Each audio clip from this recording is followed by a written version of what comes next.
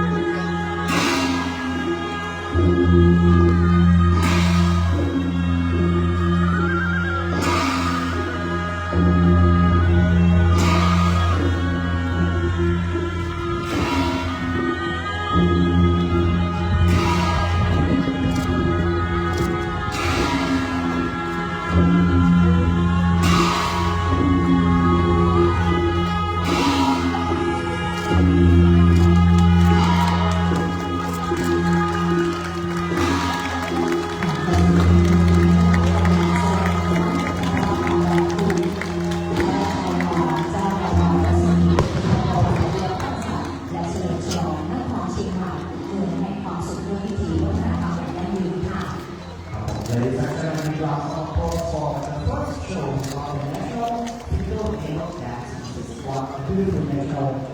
performance of the Rapid Thai people, especially in Chiang Mai, Thailand. ณขณะนี้นะคะขอความกรุณาเหล่าบรรดาจ้างฟ้อนนางรำทุกท่านจ้างฟ้อนนางรำทุกท่านอยู่ประจำชุดห้ามเคลื่อนย้ายไปทางใดนะเจ้าขอความกรุณาจ้างฟ้อนทุกท่านที่อยู่ประจำชุดห้ามเคลื่อนย้ายไปทางใดนะเจ้า ขอความกรุณาแห่งสักน้อยหนึ่งสำหรับทุกท่านบอกว่าจะเป็นสื่อมวลชนช่างภาพผู้ร่วมงานทุกท่านแล้วก็รวมไปถึงและเจ้านักท่องเที่ยวที่อยู่บริเวณบนถนน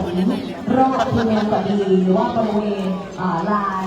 พระบรมราชานุสาวรีย์สามกษัตริย์นะเจ้าที่อยู่ด้านหลังบารีเออร์หรือว่าที่กั้นนะเจ้าที่อยู่ด้านหลังบารีเออร์หรือว่าที่กั้นและผู้ที่จะมีสิทธิ์ได้บันทึกภาพแล้วก็ถ่ายทำนั่นคือทางด้านของเจ้าหน้าที่ของ Guinness World Record ตามเอานะเจ้าเจ้าหน้าที่ของ Guinness World Record ตามเอานะเจ้าเขาอนุญาตให้สื่อมวลชนแล้วก็ท่านอื่นๆเข้าไปยังบริเวณเขตพื้นที่ด้านในของที่กั้นนะเจ้า So right now, ladies and gentlemen, the first show is simply the performance that we would like to present to all the guests in this evening. But right now, we would like to remind everybody who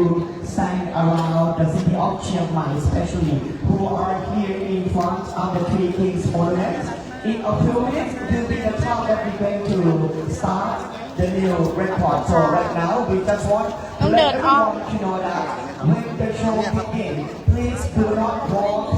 on the road. So please stand at the back of the barrier. Remind everyone one more time. In a few minutes, we want everyone to stand at the back of the barrier to get ready for the new record. เจ้าสำหรับช่วงนี้นะคะเดี๋ยวสักครู่ค่ะเราจะเริ่มการบันทึกสถิติโลกฟอนต์เล็กฉบับบันทึกสถิติโลกใช้เวลาทั้งหมด 6 นาที ขอความกรุณาผู้เยี่ยมชมงาน สื่อมวลชน ช่างภาพทุกท่านที่ไม่ใช่ทีมงานของ Guinness World Record นะคะขอความกรุณาไม่เข้าไปยังบริเวณพื้นที่ให้อยู่ด้านหลังที่กั้นนะคะหรือว่า barrier เท่านั้นนะคะให้อยู่ด้านหลังที่กั้นหรือว่า barrier เท่านั้นและที่สำคัญนะคะผู้จะเป็นตัวเริ่มและเมื่อสิ้นสุดผู้จบ 6 นาทีนะคะเหล่าบรรดาช่างฟ้อนหรือนางรำจะต้องหยุดการแสดงทันทีนะคะ So right now, ladies and gentlemen, this is to be the time that everyone are waiting for.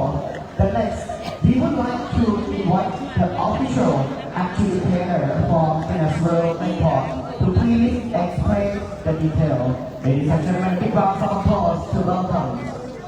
ค่ะขอเรียนเชิญทางด้านของกรรมการบันทึกสถิติโลกนะคะได้ชี้แจงก่อนที่จะเข้าสู่การบันทึกขอเรียนเชิญค่ะ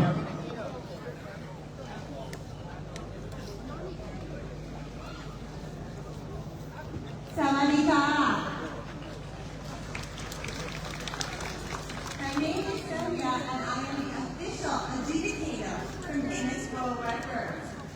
I am so happy to be here today in Chiang Mai to adjudicate the official Guinness World Records attempt for the largest Thai dance. Before I explain this record, let me first say a few words about Guinness World Records. สวัสดีค่ะ ดิฉันคุณโซเนียเป็นผู้ตัดสินอย่างเป็นทางการจาก Guinness World Record คุณโซเนียรู้สึกดีใจเป็นอย่างยิ่งที่ได้มาอยู่ที่เชียงใหม่ในวันนี้ เพื่อทำหน้าที่ตัดสินการสร้างสถิติโลก Guinness World Record อย่างเป็นทางการในกิจกรรมการรำไทยที่ใหญ่ที่สุดในโลก แต่ก่อนที่เราจะพูดถึงการพยายามทำลายสถิติในครั้งนี้ขออนุญาตเล่าถึง Guinness World Record สักเล็กน้อยค่ะ Guinness World Records began as the Guinness Book of World Records, first published in 1955. Now, 70 years later, this book is read in over 100 countries around the world. We are the global authority at record breaking. We have offices in London, New York, Beijing, Tokyo, and Dubai. We have brand ambassadors as well as official adjudicators like myself stationed all over the world. Guinness World Record เริ่มต้นในชื่อหนังสือ Guinness Book of Record ซึ่งตีพิมพ์ครั้งแรกในปีพุทธศักราช 1955 และจนถึงวันนี้กว่า 70 ปี หนังสือเล่มนี้ก็ยังถูกเผยแพร่ในกว่า 100 ประเทศทั่วโลก Guinness World Record คือหน่วยงานระดับโลก ด้วยการบันทึกสถิติมีสำนักงานอยู่ในลอนดอน นิวยอร์ก ปักกิ่ง โตเกียว และดูไบ รวมทั้งมีแบรนด์แอมบาสเดอร์ และผู้ตัดสินอย่างเป็นทางการเหมือนกับคุณโซเนียทำหน้าที่อยู่ทั่วโลก And here I am today in Chiang Mai, Thailand, to adjudicate the official Guinness World Records attempt for the largest Thai dance. The current record is 5,255 participants. In order to achieve a new record, more than 5,255 people must successfully complete the attempt. และในวันนี้คุณโซเนียได้มาอยู่ที่เชียงใหม่ประเทศไทยเพื่อทำหน้าที่ตัดสินการสร้างสถิติโลกอย่างเป็นทางการในกิจกรรมการรำไทยที่ใหญ่ที่สุดในโลกสถิติการรำไทยที่ใหญ่ที่สุดในโลกปัจจุบัน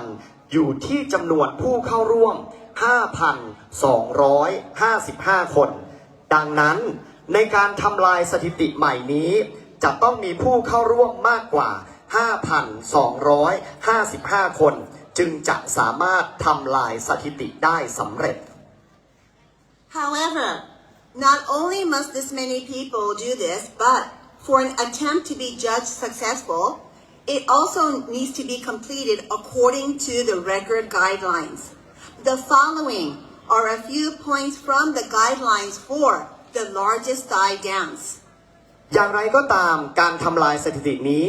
จะถือว่าสำเร็จได้ไม่ใช่แค่มีจำนวนคนที่มากกว่าเท่านั้น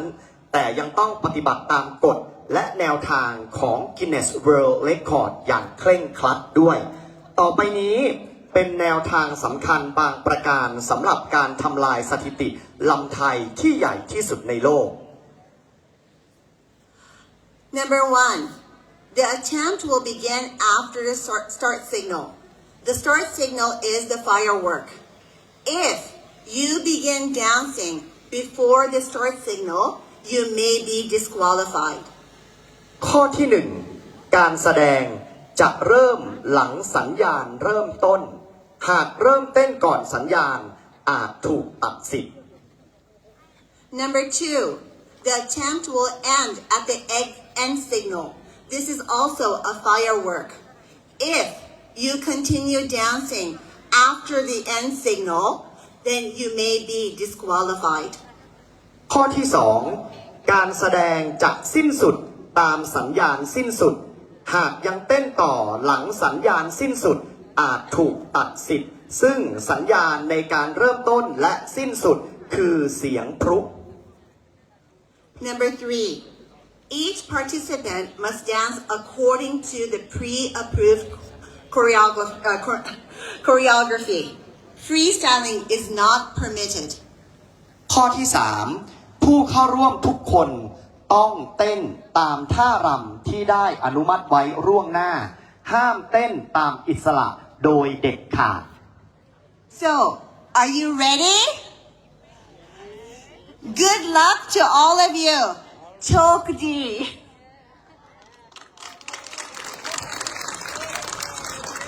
Okay, I will now count down to the start of the fireworks. The fireworks is the start signal, okay? Okay. 3, 2, 1, go.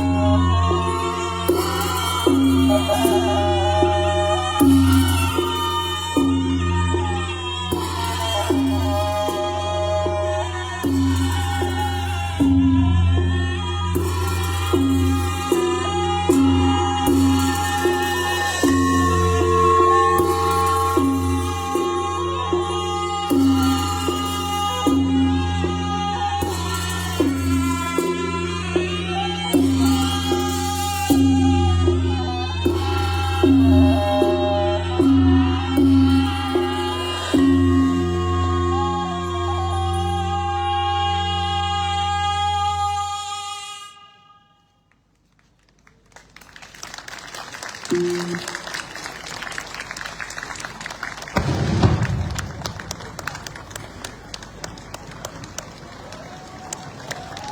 you for this wonderful performance. It was a very beautiful Chiang Mai traditional dance. I will now return to look through the evidence and I will be back shortly with the results. Once again, thank you. เอาละครับขอเสียงปรบมืออะไรสักครั้งหนึ่งนะครับครับผมท่านคณะกรรมการนะครับก็ชื่นชมนะครับว่าขอขอบคุณนะครับสำหรับการแสดงที่สวยสดงดงามนะครับเป็นการแสดงที่น่าประทับใจเป็นอย่างยิ่งนะครับสำหรับในช่วงนี้คณะกรรมการนะครับจะได้ลงไปเพื่อรวบรวมผลคะแนนครับโดยจะใช้เวลาประมาณ30 นาทีครับและหลังจากนั้นท่านคณะกรรมการนะครับจะได้กลับออกมาอีกครั้งหนึ่งแขกผู้มีเกียรติครับเชิญชวนทุกท่านนะครับอย่าเพิ่งรีบไปไหนอยากให้ทุกท่านอยู่ด้วยกันกับเรานะครับเพื่อที่จะได้ร่วมตื่นเต้นและลุ้นไปพร้อมๆกันว่าในวันนี้พวกเราทุกคนจะสามารถสร้างสถิติใหม่ได้หรือเปล่าขอเสียงปรบมือดังๆอีกครั้งหนึ่งให้กับพวกเราทุกคนด้วยครับ ความภาคภูมิใจของชาวเชียงใหม่จะเกิดขึ้นหรือไม่ในวันนี้เราจะร่วมสร้างประวัติศาสตร์ไปพร้อมๆกันและเพื่อเฉลิมฉลองนะในโอกาสนี้เราจะได้เรียนเชิญทางด้านของท่านรัฐมนตรีว่าการกระทรวงวัฒนธรรมท่านสุดาวันหวังสุภกิจโกศลได้เกียรติร่วมฟ้อนนะคะไปพร้อมๆกับเหล่าบรรดานักแสดงนะคะในท่าบิดบัววานแล้วก็ตั้งวงนั่นเองค่ะขอเรียนเชิญค่ะในระหว่างที่เรารอ30 นาทีนะคะสำหรับผลคะแนนในครั้งนี้ที่เราจะได้ร่วมกันสร้างประวัติศาสตร์และร่วมเฉลิมฉลองไปพร้อมๆกันค่ะ So right now, ladies and gentlemen, we have to say thank you so much for everybody in Chiang Mai, Thailand here. So in a few minutes, our official adjudicator from the Guinness World Records will take a few minutes to find out the new score, and in about half an hour,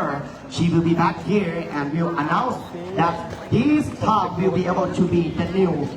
world record or not. So I just want to let everyone to please stay with us, and in a few minutes, we're going to surprise together. ซึ่งตอนนี้นะคะทางด้านของท่านรัฐมนตรีว่าการกระทรวงวัฒนธรรมนะคะท่านสุดาวันหวังสุภกิจโกศลก็กำลังที่จะใส่เล็บนะคะในการฟ้อนเล็บนั้นจะต้องมีเล็บโดยเฉพาะทางด้านของท่านรัฐมนตรีว่าการกระทรวงวัฒนธรรมนะเจ้ายังมีทางด้านของแขกผู้มีเกียรติจะได้ร่วมฟ้อนไปด้วยกันนะเจ้าบริเวณด้านหน้าพิธีแห่งนี้กับเหล่าบรรดาเจ้าเพื่อให้เราสามารถร่วมกันนะคะในท่ามีโคบาลงมาตั้งวงนะเจ้า และนะครับของเราช่วยลุ้นร่วมเป็นกำลังใจไปพร้อมๆกันนะครับ ซึ่งนอกจากที่จะได้ร่วมนะครับฟ้อนรำไปพร้อมๆกันแล้ววันนี้ท่านประธานในพิธีนะครับก็จะได้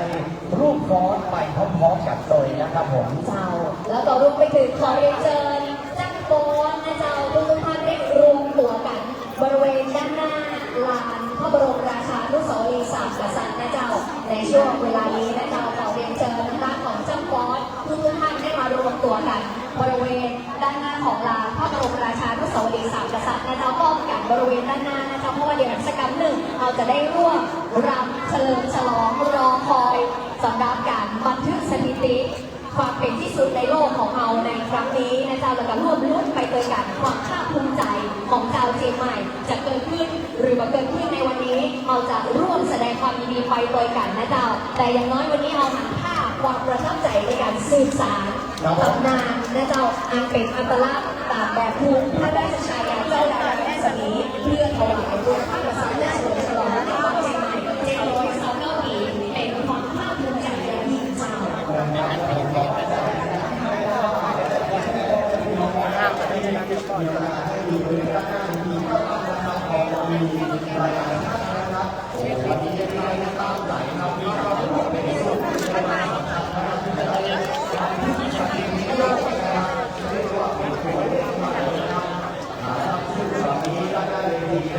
Thank you.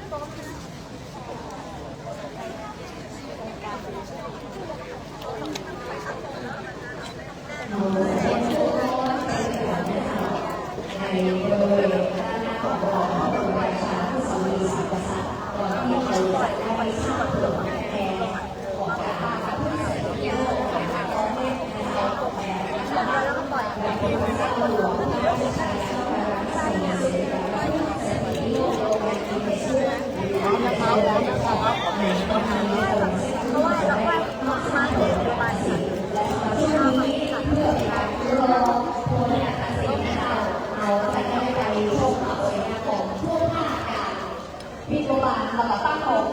พร้อมทั้งทางด้านของท่านรัฐมนตรีว่าการกระทรวงวัฒนธรรมท่านสุดาวันหวังสุภกิจโกศลเรียนเชิญเจ้า